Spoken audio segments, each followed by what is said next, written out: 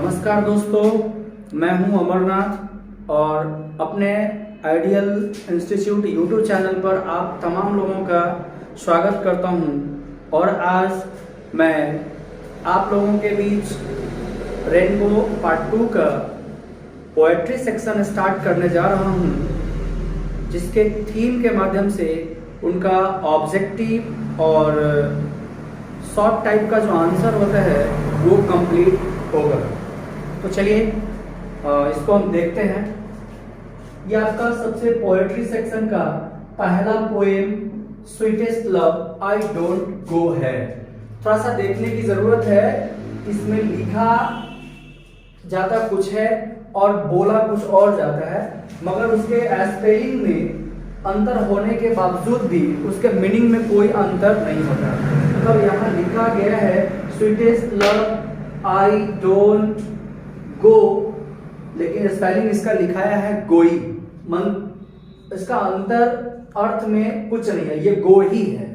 ध्यान देंगे, इसके पोएट का नाम है जॉन डॉन। इनके पोएट का नाम है जॉन डॉन, जो मेटाफिजिकल पोएट हैं। ये जॉन डॉन जो मेटाफिजिकल पोएट है। पहली बात, ये मेटाफिजिकल होता क्या है? मेटाफिजिकल का मतलब जो लव पोएम के बारे में बता रहे हो, जो नेचर के बारे में बात कर रहे हो, इन सब पर फोकस करने वाले को मेटाफिजिकल कहा जाता है। अर्थात ऐसे पोएम को मेटाफिजिकल पोएम भी कहा जाता है और मेटाफिजिकल पोएट भी होते हैं। अर्थात ये नेचर, लव, डेथ, इन सब पर फोकस करते हैं। इनकी पत्नी का नाम एन मोर है। इनकी पत्नी का नाम एन मोर है। इनका जन्म 1572 में लंदन के एक खुशहाल कैथोलिक परिवार में हुआ था। लंदन के एक खुशहाल कैथोलिक परिवार में हुआ था। जिस वक्त इनका जन्म कैथोलिक परिवार में हुआ था, उस समय हमारा इंग्लैंड पूरे तरीके से एंटी कैथोलिक था। एंटी इट मीन्स एंटी का मतलब ही होता है जस्ट जो है उसके विपरीत, यानी इनका धर्म था कैथोलिक और उस समय इंग्लैंड पूरे तरीके से था एंटी कैथोलिक। कहीं ना कहीं इसका इनको खामियाजा भुगतना पड़ा है। आगे वो देखने के बाद पता चलेगा, आगे आपके थीम के माध्यम से है। इनकी मृत्यु 1631 में होती है। जॉन डॉनी की मृत्यु 1631 में होती है। और देखिए, Donny was forced to leave Oxford University without a degree because of his religion. पहले ही मैंने बताया था कि इनका जन्म कैथोलिक फैमिली में हुआ था, इट मींस कैथोलिक धर्म के थे, और उस समय इंग्लैंड पूरे तरीके से एंटी कैथोलिक था। इस धर्म के कारण इन्हें ऑक्सफोर्ड यूनिवर्सिटी से बलपूर्वक बाहर कर दिया गया बिना डिग्री दिए। यानी ये अपना डिग्री भी कंप्लीट नहीं कर पाए और इन्हें धर्म के कारण, जो कि एंटी कैथोलिक था पूरा उस वक्त, इसलिए इनको बिना डिग्री का बाहर कर दिया गया। ध्यान देंगे, Donne studied law and read theology. वे कानून की भी पढ़ाई किए और धर्म शास्त्र भी पढ़े। इट मींस लॉ की भी पढ़ाई किए और थियोलॉजी भी पढ़े। He lost his job when he was briefly sent to prison. इनको जो नौकरी मिली थी वो नौकरी भी इन्होंने खो दिया और थोड़े समय के लिए इन्हें जेल जाना पड़ा था। उसकी वजह से इनकी नौकरी चली गई। और वो जान लीजिए कि इनको वो जेल क्यों मिला। For secretly marrying his patrons निस। ये जहां पलायन किए थे, जैसे जिस वक्त वो एंटी कैथोलिक था इंग्लैंड, तो इनको बिना डिग्री लिए ऑक्सफोर्ड यूनिवर्सिटी से बाहर जाना पड़ा। तो उस वक्त जिस समय वो बाहर यहाँ से निकले, तो जिस पैट्रॉन्स के यहाँ पहुंचे, जिस संरक्षक के यहाँ पहुंचे, वहां के संरक्षक की भतीजी से चुपके से शादी कर दी। इसकी वजह से इन्हें जेल जाना पड़ा और इनकी नौकरी समाप्त हो गई। शादी करना गुनाह नहीं है, मगर ये बता के किए होते तो इनकी नौकरी भी बच गई होती और ये जेल भी नहीं जाते। खैर, अलग बात।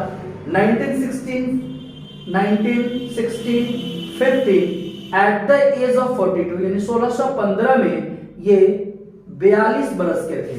Donny accepted ordination in the Angelical Church and soon became the greatest preacher of this time. John Donny को शीघ्र एवेंजेलिकल चर्च का प्रीचर बना दिया गया, उपदेशक बना दिया गया। और in 1650 at the age of 42 Donny accepted ordination in the Evangelical Church and soon became the greatest preacher of this time। ध्यान देने की जरूरत है, 1615 में जब ये 42 वर्ष के थे तो डॉनी को एवेंजेलिकल चर्च का प्रीचर बना दिया गया, मतलब उपदेशक बना दिया गया। अब आप इस चर्च के प्रीचर रहे और वहां के लोगों को अच्छी सबक दें, तो एवेंजेलिकल चर्च के इन्हें प्रीचर बना दिया गया और वे उस समय के शीघ्र महान प्रीचर के रूप में सामने आए। देखिए यहाँ लिखा है the greatest preacher of this time, यानी उस समय के वो महान उपदेशक के रूप में सामने आए। Donny is well known for his following work. Donny बहुत ज्यादा पॉपुलर हुए अपने कुछ महत्वपूर्ण कार्य की वजह से। उसका पहला कार्य है सॉन्ग एंड सोनेट्स। सोनेट्स जो होता है वो आपके 14 लाइन का पोएम होता है, जिसमें हर एक लाइन काउंट करने के बाद आपको मालूम पड़े कि ये 14 लाइन का है तो वो सोनेट कहलाता है। दूसरा आता है एस्टेयर्स और एल्गीज, सरमन्स। एल्गीज होता है शोक गीत, एल्गीज होता है शोक गीत। सरमन्स होता है आपका प्रवचन। अक्सर महात्मा लोगों का प्रवचन चलता है, साधु संतों का प्रवचन चलता है, तो इस तरीके का भी ये लिखा करते थे। सैटियर्स होता है, यहाँ स्पेलिंग मिस्टेक है, सैटियर्स, इसका मतलब होता है प्रहसन। ये जो प्रहसन होता है, अक्सर आप लोग सिनेमा वगैरह देखते होंगे, पूरा स्टोरी चल रहा होता है, उसके बीच में थोड़ा सा कॉमेडी टाइप का बात आ जाए या चुटकुला टाइप का बात आ जाता है, तो ये यानी सबसे ज्यादा पॉपुलर ये अपने सॉन्ग एंड सोनेट्स की वजह से हुए थे। और ये सैटियर्स भी लिखे, एल्गीज भी लिखे, सरमन्स भी लिखे। इनकी पत्नी काफी चिंतित रह रही थी उस वक्त जब वो अपनी जर्नी पे जा रहे थे। यानी जॉन डॉनी के बारे में बताया जा रहा इस पोएम में, जो चर्चा हुआ है वो जर्नी पर चर्चा हुआ है। एन मोर काफी चिंतित रही हैं जब उनके जॉन डॉनी हस्बैंड कहें वो जर्नी पर निकल रहे थे, कहीं जा रहे हो, तो उस जर्नी पर निकलने के दरमियान उनकी पत्नी एन मोर काफी चिंतित रह रही थी और उन्हें ऐसा लग रहा था कि जब वो यात्रा पर जाएंगे तो क्या होगा, क्या कर पाएंगे, कैसे जाएंगे, यानी इन सब बातों के लिए वो काफी चिंतित थी। तो पोएम का एक्सप्लेनेशन जब आप देखेंगे तो उसमें जॉन डॉनी अपनी पत्नी एन मोर को एश्योर करते हैं और वो बताते हैं कि ऐसा कुछ नहीं होने वाला है और उन्हें निश्चिंत करने का प्रयास करते हैं।